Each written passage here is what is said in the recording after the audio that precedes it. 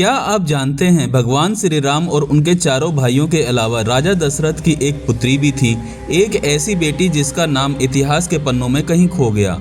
उनका नाम था शांता। यह कहानी है त्याग की, भाग्य की और देवताओं के कोप की। अयोध्या के महलों में जन्मी शांता माता कौशल्या की संतान थी और आयु में राम, लक्ष्मण, भरत और शत्रुघ्न चारों से ही बड़ी थी। लेकिन एक दिन ऐसा हुआ जिसने शांता के जीवन की दशा ही बदल दी। एक बार अंग देश के राजा रोमपद और उनकी रानी वसृण अयोध्या आए। उनके जीवन का सबसे बड़ा दुख था संतान का ना होना। राजा दशरथ ने जब यह पीड़ा सुनी तो उन्होंने एक ऐसा निर्णय लिया जो केवल एक महान पिता ही ले सकता था।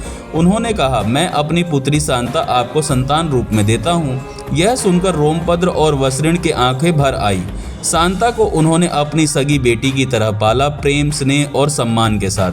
लेकिन भाग्य को कुछ और ही मंजूर था। एक दिन राजा रोमपद अपनी पुत्री शांता से बातें कर रहे थे। उसी समय द्वार पर एक ब्राह्मण आए। उन्होंने प्रार्थना की, हे राजन, वर्षा ऋतु में किसानों की जुताई हेतु राज दरबार से सहायता दी जाए। परंतु राजा पुत्री के स्नेह में इतने डूबे थे कि ब्राह्मण की आवाज़ सुनाई नहीं दी। यह कोई साधारण ब्राह्मण नहीं थे, वे इंद्र देवता के भक्त थे। अपमानित होकर वे राज्य छोड़ चले गए और तभी आकाश में देवता का कोप उमड़ पड़ा। इंद्रदेव क्रोधित हो गए। अंग देश में वर्षा रुक गई, खेत सूखने लगे, फसलें मुरझा गई। राज्य भूखमरी की कगार पर पहुंच गया। राजा रोमपद को समझ आ गया यह कोई साधारण संकट नहीं है। उन्होंने शरण ली महान तपस्वी ऋष्य श्रृंग की। ऋषि ने कहा, यदि इंद्रदेव को प्रसन्न करना है तो यज्ञ करना होगा। ऋषि श्रृंग ने यज्ञ किया और देखते ही देखते आकाश से अमृत समान वर्षा बरसने लगी।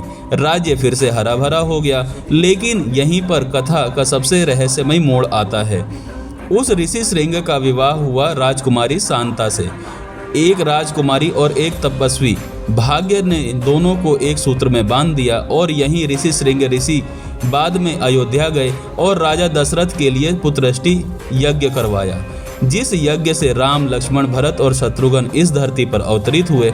कहा जाता है जिस स्थान पर यह यज्ञ हुआ वह अयोध्या से लगभग 39 किलोमीटर पूर्व स्थित है। आज भी वहां ऋषि श्रृंग का आश्रम और उनकी वह शांता की समाधि मौजूद है। तो क्या शांता का त्याग ही राम जन्म का कारण बना? क्या यह सब केवल संयोग था या ईश्वर की योजना? इन रहस्यों के उत्तर आज भी इतिहास के गर्भ में छिपे हैं। जय श्री राम।